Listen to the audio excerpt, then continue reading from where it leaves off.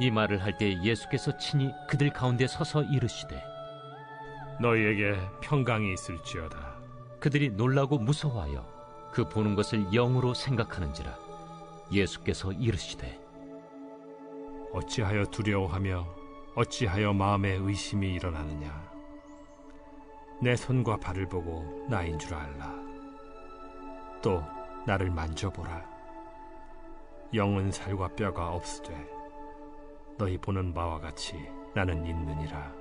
이 말씀을 하시고 손과 발을 보이시나 그들이 너무 기쁨으로 아직도 믿지 못하고 놀랍게 여길 때에 이르시되 여기 무슨 먹을 것이 있느냐. 이에 구운 생선 한 토막을 드리니 받으사 그 앞에서 잡수시더라. 또 이르시되 내가 너희와 함께 있을 때 너희에게 말한 바 곧 모세의 율법과 선지자의 글과 시편의 나를 가리켜 기록된 모든 것이 이루어져야 하리라 한 말이 이것이라. 이에 그들의 마음을 열어 성경을 깨닫게 하시고 이같이 그리스도가 고난을 받고 제3일에 죽은 자 가운데서 살아날 것과 또 그의 이름으로 죄 사함을 받게 하는 회개가 예루살렘에서 시작하여 모든 족속에게 전파될 것이 기록되었으니 너희는 이 모든 일의 증인이라. 볼지어다, 내가 내 아버지께서 약속하신 것을 너희에게 보내리니 너희는 위로부터 능력으로 입혀질 때까지 이 성에 머물라. 예수께서 그들을 데리고 베다니 앞까지 나가사 손을 들어 그들에게 축복하시더니 축복하실 때 그들을 떠나 하늘로 올려지시니 그들이 그에게 경배하고 큰 기쁨으로 예루살렘에 돌아가 늘 성전에서 하나님을 찬송하니라.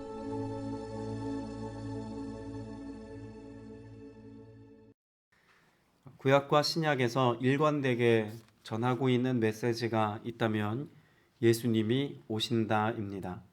그리고 예수 그리스도께서 이 땅에 오신 사건에 관해서는 또 복음서에 잘 기록이 되어져 있죠.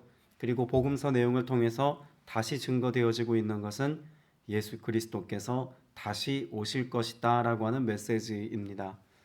그런 점에서 성경은 구약은 오실 메시아에 관한 메시지이고 또 신약은 오신 예수님, 그래서 다시 오실 예수 그리스도에 관하여 증언하고 고백하고 있다라고 말할 수 있을 것입니다. 그런 예수 그리스도의 오심의 사건을 관하여서 한마디로 요약하여서 한 단어로 설명하자면 뭐라고 말할 수 있을까요? 복음이라고 말할 수 있습니다. 예수 그리스도의 오심은 단지 하나님이신 그분이 이 땅에 오셨다라는 사건만 말하는 것이 아니죠. 예수님의 오심을 통해서 결국 우리 인간의 삶에 도무지 해결될 수 없는 죄의 문제가 예수 그리스도의 오심, 십자가 사건, 또 부활의 영광스러움을 통하여서 성취되어졌고 이루어졌다는 사건이기에 그 예수 그리스도의 오심의 사건은 우리에게 기쁨이 되는 것이고 또 복음이 될 수 있는 것입니다. 그리고 그 복음의 메시지는 예수 그리스도께서 오신 그 사건의 은혜들로만 종결되지 않습니다. 예수님께서는 우리와 함께 계시기를 원하셔서 약속하신 성령을 우리에게 부어주셨고 더불어 그 주님께서 우리에게 약속하신 바 다시 오실 것이다 라고 하는 그런 예언적 말씀이 우리의 삶의 성취됨을 통해서 복음은 복음된다는 것도 또한 말하고 있습니다. 그러면 우리가 그 복음의 소식을 누리며 살아가는 것, 여러분 여기에 머물러 있어야겠습니까? 성경의 말씀을 읽고 또 예배 공동체 안에서 우리가 믿음의 삶을 살면서 그런 복음의 복된 소식을 내가 듣고 마음으로 믿어서 내가 죄의 문제를 해결받고 의인된 것, 여러분 이것에만 만족해서는 안 된다는 것을 복음이라는 단어가 명확하게 설명해 줍니다.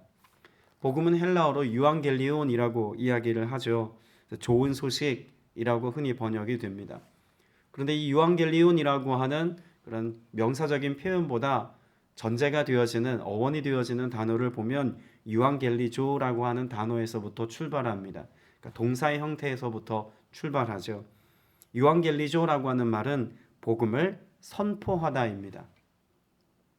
애초에 복음은 복음의 내용을 머리로 이해하고 깨닫는 데 머물러서는 안 된다는 것을 이 단어가 잘 설명해 주고 있는 것 아니겠습니까?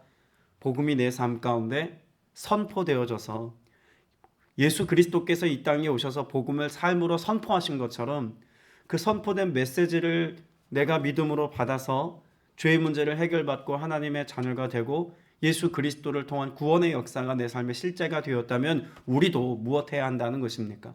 선포해야 한다는 것입니다. 하나님의 말씀, 복음의 메시지는 선포되는 것을 통해서 완성됩니다. 여러분의 삶에 그 복음이 이해되었다면, 그 복음이 여러분의 삶으로 경험되었다면 그 입술을 벌려 혹은 삶으로 복음을 선포하는 증인의 삶 살 수 있게 되시길 축복합니다. 히브리어도 마찬가지죠. 바사르라고 하는 그런 단어, 히브리어의 바사르, 복음이라고 하는 단어 역시도 하나님의 구원 소식을 선포하다라는 뜻으로 해석이 됩니다.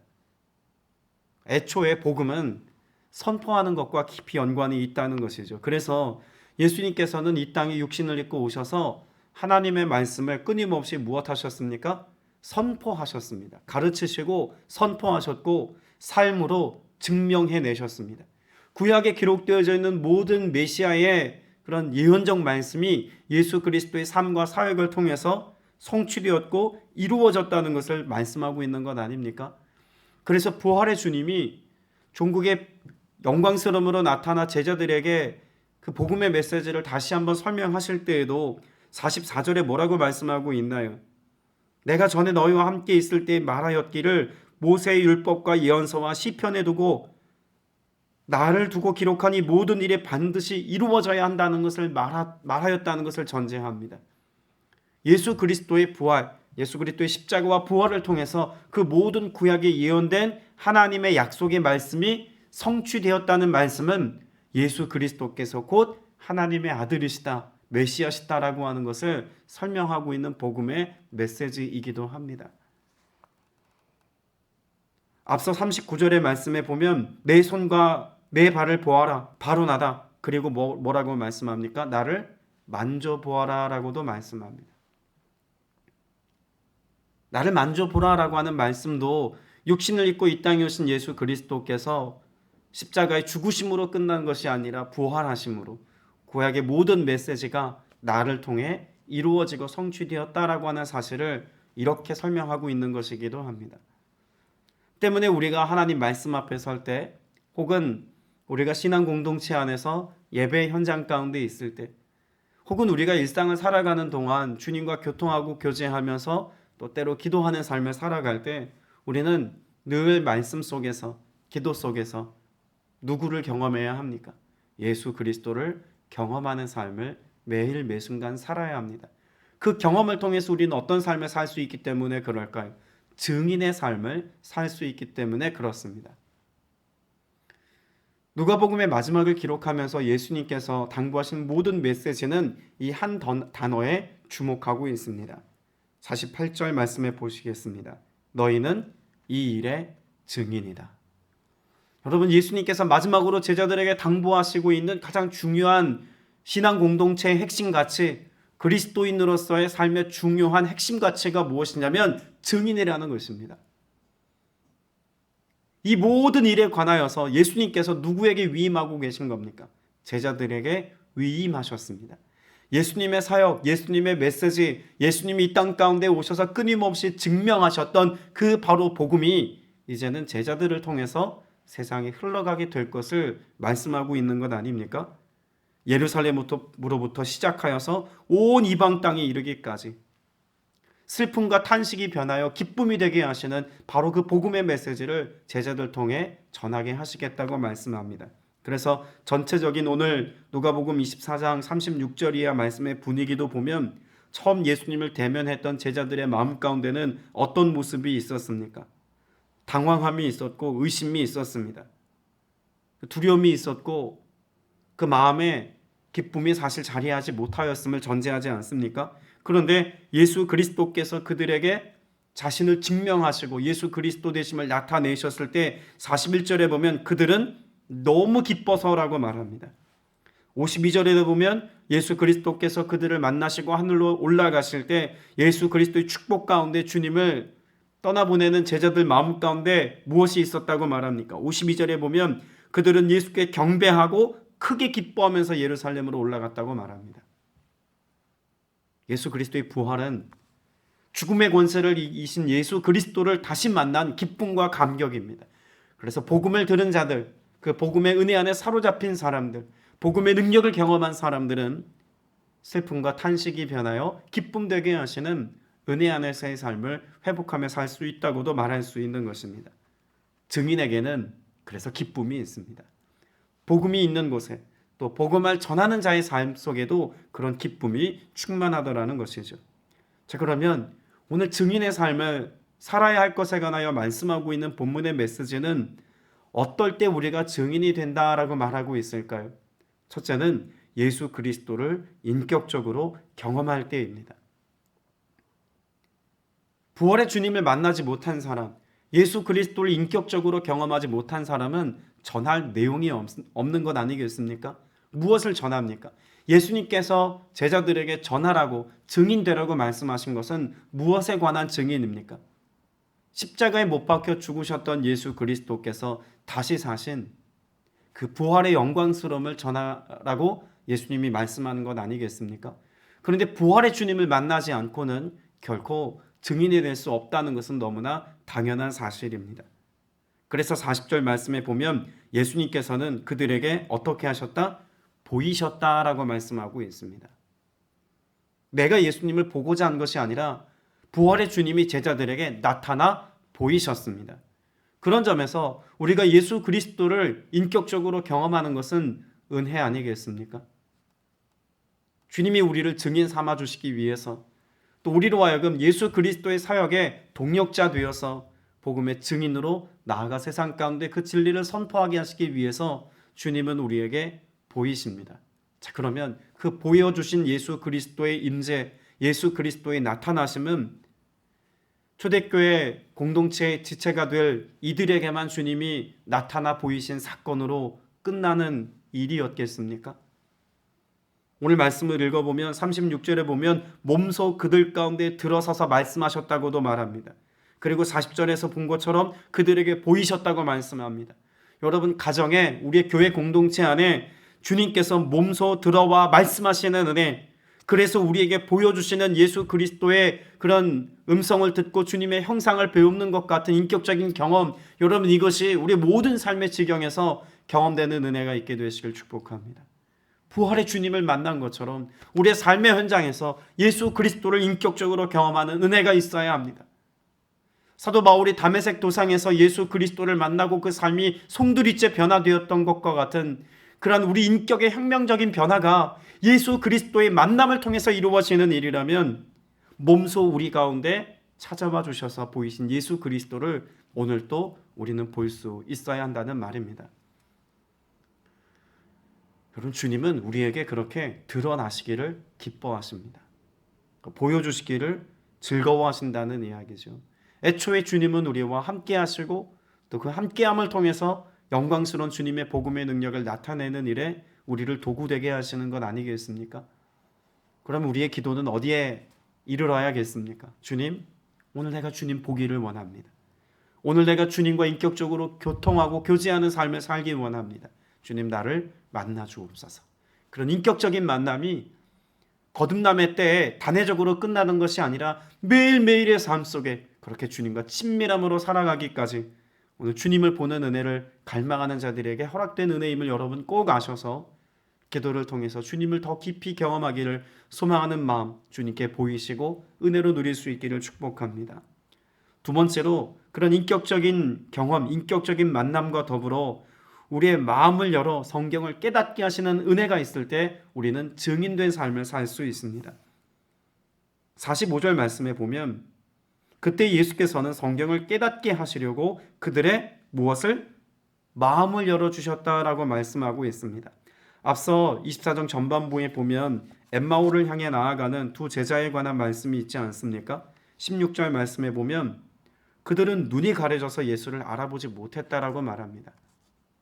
예수를 알아보지 못했던 그들이 31절 말씀에 보면 그제서야 그들의 눈이 열려서 예수를 알아보았다라고 말합니다. 자, 눈이 가리워져서 예수님과 함께 있지만 보지 못했던 제자들, 그러나 예수님의 무엇할 때 예수님의 말씀을 듣고 예수님의 기도와 그 예수님의 축복 가운데 그들이 머물러 있을 때 비로소 예수가 누군지를 알게 되었습니다. 45절에서도 예수님께서 부활의 영광스러움으로 그들 가운데 함께 계시고 그들에게 성경의 말씀을 깨닫게 하시기까지 우리의 마음을 열어주시는 이 은혜의 사건은 예수님을 아는 것과 더불어 예수님의 뜻을 분별하고 예수님의 말씀을 알기까지, 그래서 예수님께서 우리에게 맡겨주신 그 말씀을 우리의 입술로 선포하고 전하기까지 반드시 우리 안에 이루어져야 될 은혜의 사건이다라고 하는 것을 아셔야 합니다. 예수님을 인격적으로 만나는 사건과 더불어 마음을 열어 성경이 깨달아질 때 우리의 선포는 사람의 말이 아니라 무엇이 됩니까? 주님의 말씀이 됩니다. 우리가 증언하고 선포해야 될 것은 나의 감정이나 나의 지식이 아니죠. 예수 그리스도의 복음의 말씀입니다. 그래서 예수님께서는 우리의 마음을 새롭게 하시고 또 그 마음 가운데 진리의 말씀이 온전히 깨달아지기까지, 그 말씀을 품고 살아가 누군가에게 나누어주고 선포되게 하시기까지 성경을 깨닫게 하시는 은혜로 우리의 삶에 역사하심을 말씀하고 있습니다. 증인에게는 증언할 말을 주시는 분이십니다. 뒤에 나오는 오순절 성령 세례 사건에도 보면 성령 받은 제자들이 어떻게 복음을 선포했다고 말씀하고 있나요? 성령의 말하게 하심을 따라 그 복음을 선포하고 증언하고 있다는 것도 성경은 기록하고 있습니다. 여러분, 성경을 그저 많이 읽기만 하는 것이 중요한 것이 아닙니다. 혹은 성경을 많이 암송하기만 하는 것도 중요하지 않습니다. 만일 그 말씀이 내 삶이 되지 않는 한 성경을 많이 읽는 것도 많이 암기하는 것도 부차적인 것에 불과하다는 것입니다. 여러분, 그래서 우리는 이렇게 적용해 볼 수 있어야 합니다. 내가 성경을 읽음을 통하여서 성경이 나를 읽는 은혜를 경험해야 합니다. 내가 말씀을 읽는 가운데 예수 그리스도를 아는 것도 중요하지만 그 복음의 말씀이 오늘 내 삶에 스며들어서 그 복음의 말씀을 내가 마음 가운데 받아들일 때 그 복음이 오늘 내가 누구인지를 발견하게 해주는 이 은혜를 누려야 한다는 것입니다. 그래서 복음의 메시지를 들은 사람들은 다 그 복음의 메시지 앞에서 어떤 고백을 합니까? 내가 죄인입니다의 고백이 가능하게 되는 것입니다. 복음이 그 사람을 읽어내기 때문에, 나의 정체가 말씀 앞에서 드러나기 때문에 우리는 반드시 내가 성경을 읽는 것으로 그치는 것이 아니라 말씀이 나를 해석하고 말씀이 내 삶을 비추어지는 은혜 안에서 발견됨의 역사를 경험해야 한다는 것입니다. 여러분에게 오늘 이 하루 그런 은혜가 있기를 축복합니다. 마지막 세 번째로, 증인이 되기 위해서는 무엇을 전제하고 계십니까? 49절에 보면 보아라, 나는 내 아버지께서 약속하신 것을 너에게 보낸다. 그러므로 너희는 위로부터 오는 무엇을? 능력을 입을 때까지 이 성에 머물러 있어라. 증인된 삶을 살자면 우리에게는 반드시 능력이 필요합니다. 성령께서 우리 안에 임재하셔서 우리와 동행하시고 함께 해 주실 때 증인됨으로써의 삶을 선택할 수 있는 용기가 생깁니다. 성령께서 우리와 함께 하실 때 앞서 전제했던 것처럼 우리가 무엇을 말할지에 대해서 성령께서 우리 안에 내주하셔서 그 말씀으로 역사하십니다. 성령께서 우리 안에 함께 계실 때 이 복음이 내 삶이 되어서 내 말로 복음을 전하는 것이 아니라 삶으로 복음을 증명할 수 있는 믿음의 삶, 거룩과 성결과 구별된 삶을 살아가는 은혜의 역사, 회복의 역사가 우리에게 있다는 것입니다.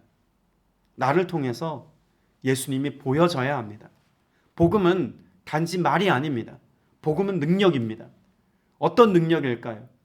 복음의 능력은 내 안에서 먼저 이루어지고 성취된 능력입니다. 부활의 주님이 경험된 은혜요 능력입니다. 그 부활의 주님이 나를 통해서 드러나는 능력입니다. 죄인된 내가 예수 그리스도의 모습을 이 땅 가운데서 삶으로 살아내기까지 그 능력의 주님이 나와 함께 하심에 대한 가치라는 것을 우리가 반드시 알아야겠죠. 세속적인 가치를 따라 살지 아니하고 복음에 합당한 열매를 맺으며 살아가는 삶의 능력은 내 수고와 노력의 결과가 결코 아닙니다. 성령께서 함께 하시고 내게 역사하실 때 일어나는 사건입니다.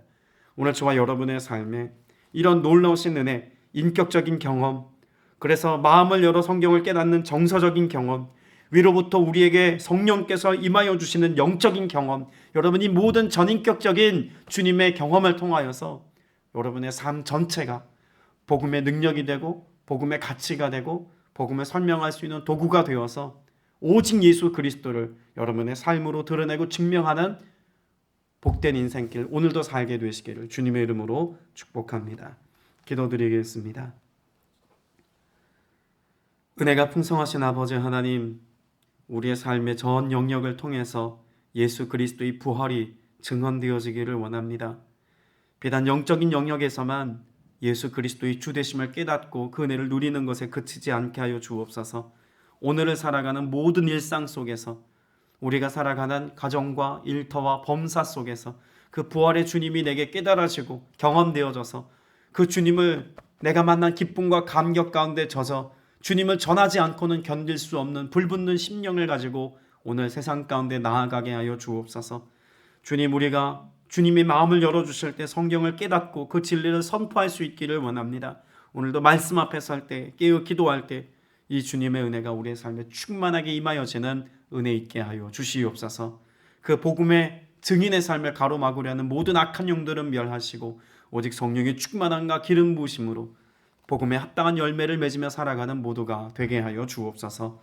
주께서 이 은혜로 우리의 삶을 경영하시고 이끄시고 인도해 주실 것을 믿사오며 우리 구주 예수 그리스도 이름으로 간절히 기도드렸사옵나이다. 아멘.